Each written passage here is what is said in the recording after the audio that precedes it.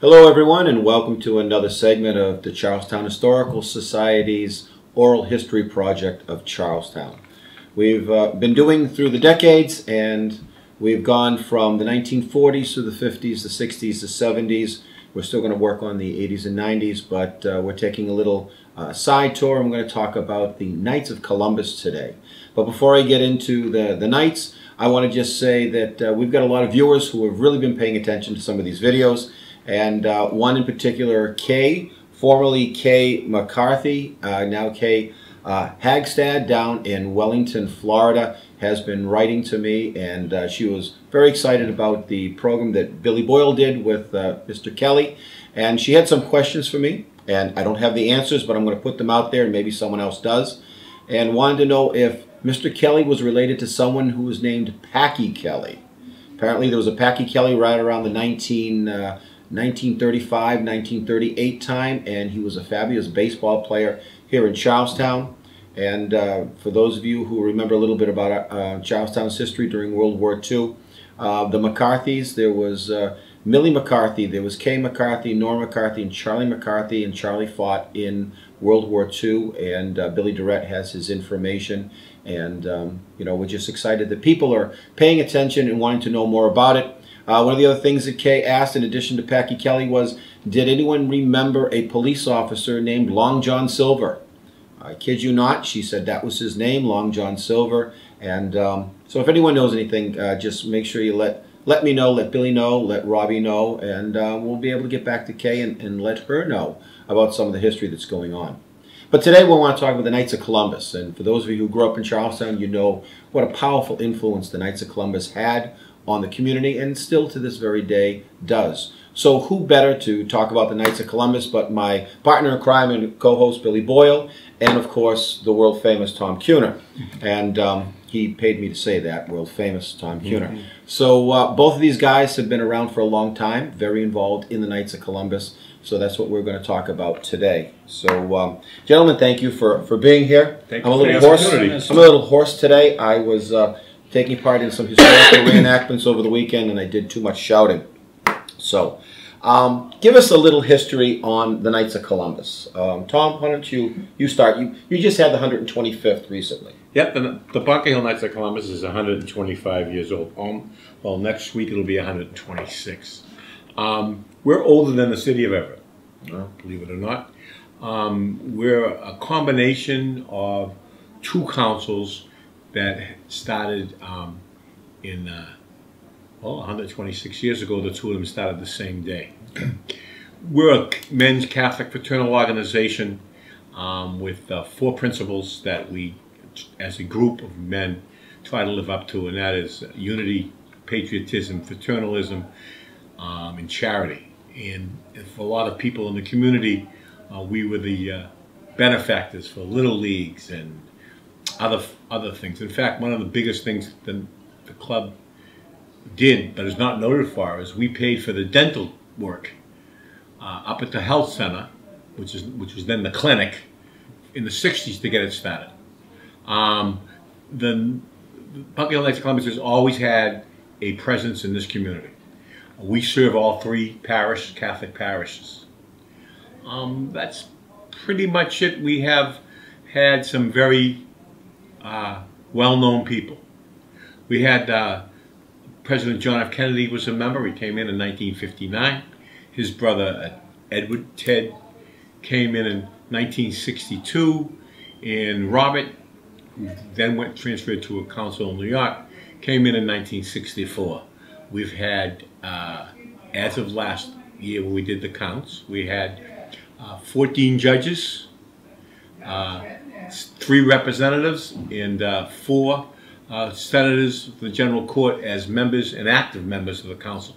Along with, over the years, we've averaged between 250, and in the early 60s we had 400 members on a yearly basis. So 400 members, that's a big part of the population. Well, because you got to remember, back in the 60s, there was no other men's clubs. There wasn't a firemen's club, or the Teamsters had a club. Okay. Longshoremen didn't have a club. We were the only men's organization, and most of the parishes asked the membership of their different parishes, the men to join the Knights because of the charitable work that we did. So the churches would actually, talk Membership drives. Membership drives. So that was great. So you worked hand in hand with the local churches. Absolutely, we did back then. That's great. And we stopped probably in the mid-'70s doing that because we outgrew our buildings. Speaking of outgrowing your buildings, you've been in a few different locations here in Charlestown. Currently, next to the Shraff's building, next to the fire station, over on Bedford Street. Yep. Before that, on West School Street. Yep. What before then? High Street. High Street. 44 was it, Billy?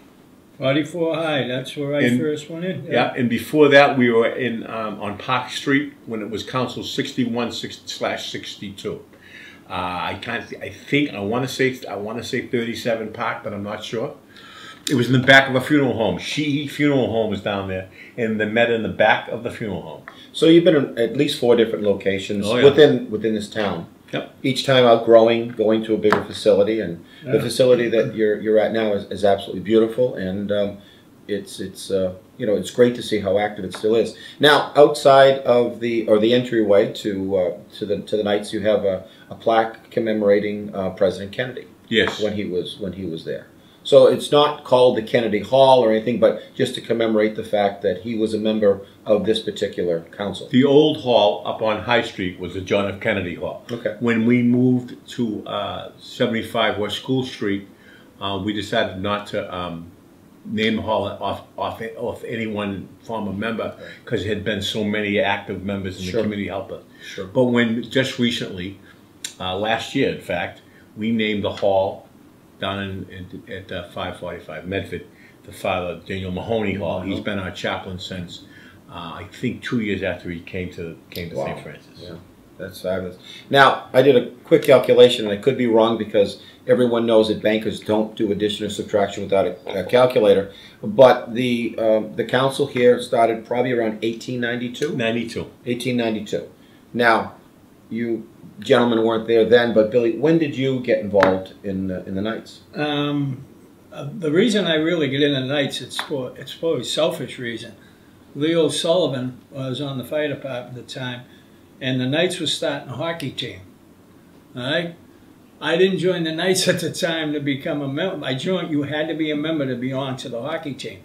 Well, I just got out of the service in '64, and Leo approached some of us, God rest his soul, Eddie Lynch, myself, Paul Rizzo, and asked us if we join a hockey team because we all played hockey in high school and we were all still in pretty good shape. So I said, sure. So I joined in March 25th of '65, and we played in the Mayflower League, and we were pretty good. We wound up with Jackie Pierce, Marty Pierce. We had quite some hockey players back in those days. But I'll tell you, we walked in, it was a shocker because we had some old-timers there that weren't too thrilled about having a hockey team under the Knights of Columbus. And some of those old-timers, Tommy remembers the families.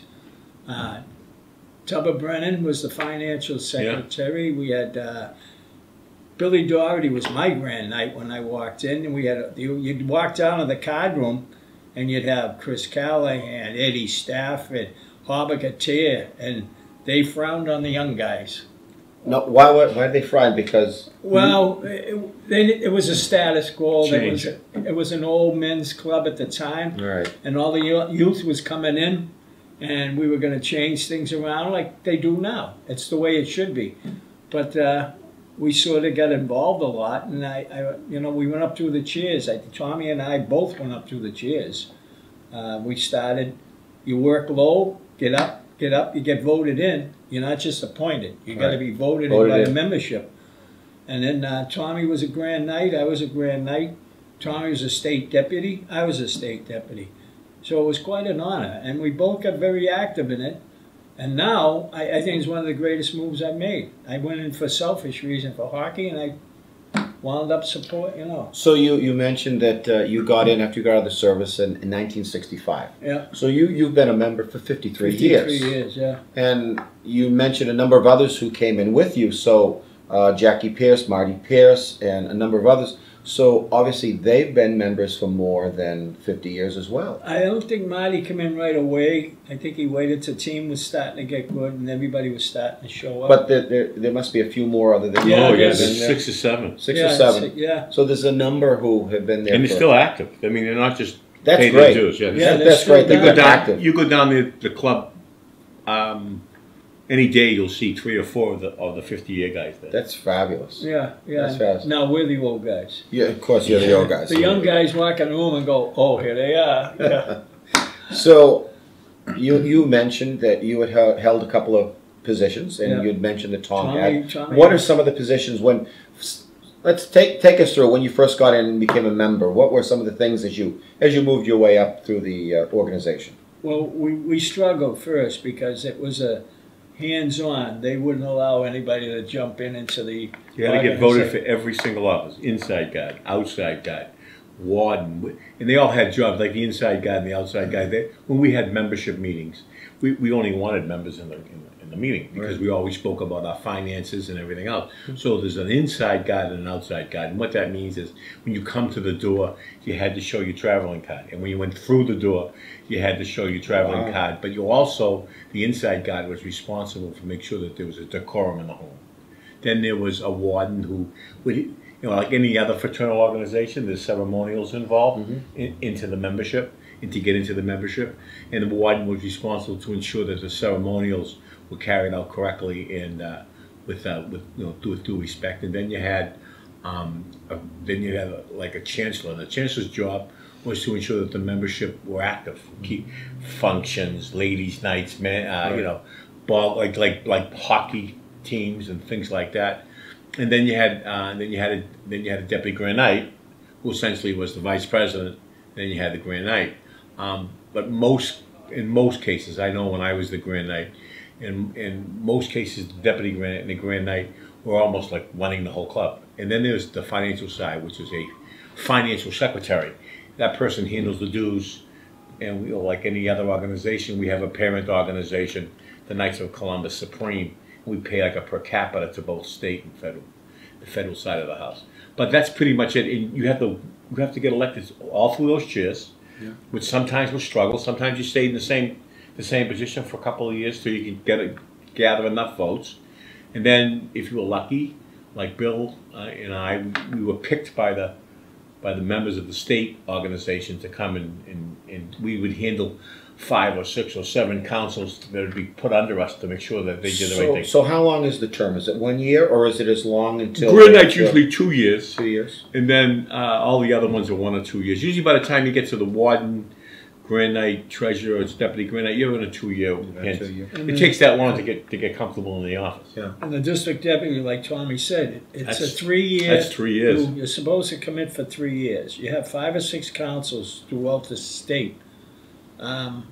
The last year I had Watertown, Brookline, Cambridge, Bunker Hill. You get your own council if you're lucky. I can't even think of a couple of the other. Oh, I had the North End and Revere. And you had to travel to them. Yeah. You had to take Yeah, time. whenever their meeting night was, you had to show up and make sure that they were doing the process was right. And then you brought any information from the state level. Every time a district deputy was in the room, it was a respectful position. They'd bring the district deputy who would bring greetings from the state deputies or whatever. And at that point, you'd say, we're doing a Tootsie Roll drive, or we have a golf tournament, or there's a statewide cribbage tournament. We would bring that kind of information. But we also made sure that the membership roles were identified properly. It became a very big part of the information process to keep the Supreme running. We also have an insurance arm. Okay. That's almost every member. In fact, now if you join the Knights, you get automatically $3,000 insurance. But the insurance arm was really a feeder to keep all of because the dues doesn't. Right. We've got Supreme Council that's got something like 1,700 employees. So. Wow. Now you mentioned earlier that you were one of the young guys coming in. Yeah. And they kind of resented you coming in, but now you're the old timer. And do Do you still have younger guys coming in? Yeah, Or yeah. is it? Oh yeah, but we don't resent them. We're looking forward to them coming in we, to bail us we out. average 5 to 7 new members a year that stay. Don't get me wrong. Like any other fraternal organization, you might get 20 guys who join. Yeah. Out of those 20 guys, you might get 8 or 9 who stay. I've been a member since 1970. It's a very funny process. You join with your friends. And you go to sporting events and you watch TV or whatever. All of a sudden, you get married and you have children. You don't come down Right. as much. Then you wait till your kids are in high school or whatever. You come back. They come back. And then most of them will stay, whatever. When you get more time. Yeah. To, So when we have ebbs and flows. We know when a certain age group of kids are in high school. We see all their fathers come back. So what is the age to become a member? 18. 18, Okay. yeah. All right. And there's no age. You die if you stay You a keep member. going Pay until you keep going dues, until yeah. then. Yeah. You pay dues to the end. And Keep after going. certain ages, your dues go down a little. Right now, I think Tommy and I are both life members. Yeah, honorary life members. Honorary life, so we don't pay the same as a new member. It's just something they give you after so many years in the council. And years ago we used to have jackets at Knights of Columbus. They still have the shirts and the hats. Yeah. And the young kids coming in now are great because it's all our grandchildren. It's their grandfathers and fathers' kids now, and now we're the grown-ups now. It's our kids coming in. So it's generational. Just pass generational. We still on. do Yeah. the kind of things that make the Knights of Columbus strong. If you probably see the last 2 or 3 weeks, we have a Tootsie Roll Drive. That was one of the things I was going to talk. You talked about some of the The drives. Tootsie Roll Drive is a major drive for us. What we do is we raise money, and then we give that money to the state, and the state then takes applications of people who mostly mobily impaired young adults that need help to a van or their house has to be fitted for it. We've had 4 or 5 recipients in town over the years. We put the application in, and people have done it. That's a big one, and we do a lot of. We give a certain amount of charity every Christmas to the churches that we give to the pastors, and they do whatever necessary. And then we have what we consider the best Christmas party in the city. So you're all very involved. The Knights is very involved. You're in the responsible community. for a certain amount of hours. Right. Yes. Well, that's great. That's great that there's a certain amount of community service because it's so important nowadays. We don't spend as much. I don't spend as much time anymore. It's a young man's club now, but like I said, we're the old guys now, and you get on once or twice a week, drop in, see the guy, say hi, and we have a few things down there that you sign up for, and then you go home and then you don't get on. I used to get on there 2 or 3 nights a week, or Sundays hang out for football. We'd have a meal every Sunday, Right. and it was awesome. I mean, you'd have 50, 60 guys in there rooting on the Pats. If the Pats weren't playing, we used to root on the Giants because that was our local team at the time back in the 60s. I'm still active. What? I have an office down there. I'm the business manager of the Knights of Columbus and Charlestown. There's 2 separate entities. One is the building and the hall rental business and the members' quarters. And then there's the council itself that Leo Breen, who's been active for a while, he runs that side. We run the financial books of it. And we take separate applications for charity, whatever. It's 2 different entities just because of tax purposes now with the city and state and the government. But I'm down there probably, I don't know, I'm down there probably 15, 16 hours a Well, week. I know you are busy with the running of the hall because sometimes I get phone calls by accident saying, "Hi Tom, I'd like to rent the hall." And I said, "This is Tom Coots, not Tom Cunha. Wrong Tom." You got the money, Tom. So not the that's it. I'll take the money after it's done, but you got to give it to Tom first. So what approximately what is your membership now? It's 217 members. 217. And out of that, about 75 pay less than the full dues because they've been members. You have to be at least 25 years members. Like I said, it runs in cycles. But we average lately, from the last 15 years or so, we're averaging about 200, between 200 and 250. There's a lot of reasons we don't keep a lot of members. We're very stringent rules about how the decorum is. But to be able to keep a membership with all of the rules. Yeah. And Plus, we're not alone. Now we have there's bars and gyms and right. There's a number of organizations. Not like it used to be. But it's you know we're at an age where a lot of these extracurricular activities people are just too busy to do, and you're still thriving with what you're doing.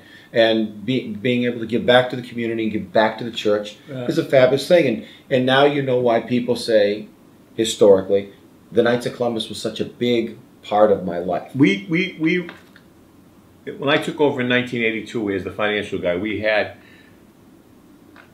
a hockey team that we mites. We had mites, and then we had a regular hockey team that we completely sponsored. We sponsored the Little League team. We sponsored Babe Ruth.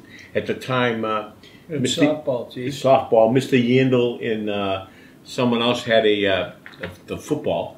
So we should take care of all that. And then we took care of their banquet. And so right now we give the hall away to people about 60 times a year. Wow. That's if you think about it, 90% of those hall rentals are in the weekends. That's when people raise money. So for fundraisers, for trophy presentations, we also allow 6 or 7 groups to use us as their monthly meeting place.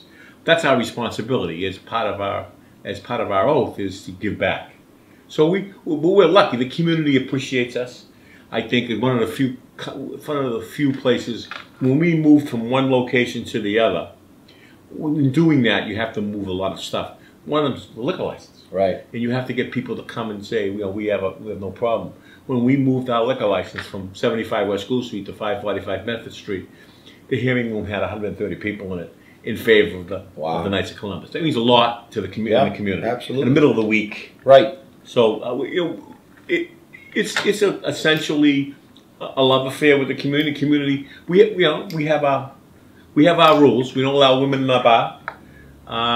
Things like that. But other than that, we do the right thing, we think, most of the time. Well, now, isn't there a sister organization? There is. There's a wonderful sister organization called the Daughters of Isabella #1.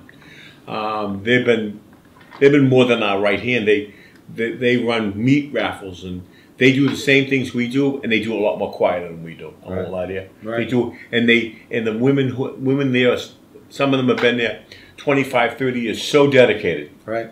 Really, the women's organization sometimes puts us to shame the way they just do it without asking. Right. You know, years ago, Tom, we used to have, it was mandatory in order to take your first, second, and third degree. The night of the third degree, you had to march with a suit and tie on around the town. That's the class going in. This would be the class of 65. There was 93 of us. Yep. Wow. And we used to have to go by, and we were petrified. We had to go by Kelly's Tavern at the time, but there was a lot of knights in there. They were older than us, but they gave us the business going by, and we were scared because we weren't sure, are we joining this organization? Oh, yeah, they would tell you all these stories. Don't worry about the march. Yeah. I hope you're quick. Don't go by Kelly's. Afraid to duck you. That's the first place they go by when you march. And then you'd end up at the rectory, and the priest would come out and say prayers for you. But the whole time, you would have known where you were. Oh, yeah, I came in with 61 guys. I mean, some tough guys that have reputations in the community. We're all looking at each other saying, where are we going or what are we doing? But what it does is solidify. Right. The unity. That's where the unity part comes of in. You got through your initiation. They put the fear of God into you, Yes, and they did. prayed for you. Yeah, exactly. That's great. It was fantastic because they make you wear heavy underwear, a suit and tie, and then when you go up, they turn the heat up to about 110 degrees when you're taking your degrees, and you're going, my God. What am I here for? Yeah, and you know, you see these old timers standing in Kelly's with a beer in their hand on the sidewalk. See, but they had done the same thing. Yeah. It's funny. I'm third generation. Okay. My dad and my granddad were both members, and it was a big deal in my house. It was just like going to college. It was unbelievable. Right. And when I joined, and then I became active in the council. My father was an officer for a short time. That's like what was always talked about at the house. Yeah. This was going on at the KSC. It was expected to be part of it. Oh yeah, it was a rite of passage in most Charlestown houses. It was a rite of passage. Yeah. Some guys just didn't do it, but the guys who didn't do it later on, they joined when it got a little easier to join. Right. We couldn't go marching around the town and stuff. It scared the heck out of a lot of people. Well, so it's interesting. In your case, it was generational. It was Yes. expected. Your father, your grandfather. Had no And choice. in your case, it was a little different. You wanted to play hockey, Yeah. and in both cases, things turned out very well for the Knights as well as for both of Yeah. you. Yeah. The Knights just you know, taught me a lot. it's taught you, and both of you have contributed so much to the Knights and to the town as being part of the Knights. But Before- before we close, and before you finish, I'd like to say we got a good bunch of young guys down there that come in now. They're like sons of our grandfathers. Right. I mean, families, cousins. They're sons of us, and they're just friends. And they have their own little things they like to do. They don't do the old things we did. There's no softball team. There's no hockey team no more. We never had a gym like they got down there now, Right. and it's beautiful. A lot of the guys use it to work out. Not the sports gym downstairs, our own gym Your own gym, upstairs. They made sure that was there when we moved from West School Street, and the The facility. fall's coming. We'll start having meals. Yeah, and we used to have meals all the time. So now, do you do an annual membership drive to get in new, or is it just word of mouth? Well, what or happens if you recommendation? if you're a member and you bring a guest in, Mhm. and the second time the guest comes in, the bartender will say, "Do you want to join?" And at that point, the person who brings you in, they will sponsor you. If you don't want to join, you come in the third time, we won't let you stay. Yeah. So we like I said, we average 6 or 7 new members every year that are active. They stay. Right. You might bring in 12. But whatever reason, some guys join because the traffic's bad on Main Street, and they come in the club with a friend. Yeah. But we're getting it's funny. A lot of our membership doesn't have Charlestown addresses. They're all Charlestown natives. They move to Reading or Woburn, but they still come in and they're still active in the community. So it's funny, even though they live somewhere else, they still help raise the charity money for the town. They still take care of this town. Yep. Yeah. So when there are new members, do you make them walk around the town in heavy underwear and a No, suit they and don't tie? do that. They don't have to do that anymore? What happens The is police this, don't let us. This is the modern days, Yeah. and all those rituals are just about gone, and Yeah. they change it now to a more religious ritual. Yeah, it's very wordy, Yeah, Which is so, great. which is good. Yeah, I mean, there's no we fear. miss the old traditions because we went through it. Our fathers went through it, our grandfathers. But now our kids and their kids, they don't go through it. So if there's anybody out there watching today and they want to if they're interested in thinking about joining, how would they go about doing They can either come down to the organization and knock on the door, or they can call 617-242-0062, which is the number, and ask to have a application mailed out to them, or they can come down and meet one of the members. Members. All you need is a member's sponsor, and then you'll be called and when to join, and we have a couple of initiation, which is really just telling you the rules of the organization, and then you become a member. Oh, great. Well, thank you both for being here today. I appreciate it, especially Tom for coming. Billy tends to hang out with me during the day anyway, but I always thank you for being here and helping me out. And thank you, Tom. Appreciate it. And once again, as always, Charlestown, I will always remain yours. And until the next time, and I think it'll probably be Billy doing one. I'll see you soon. Take care.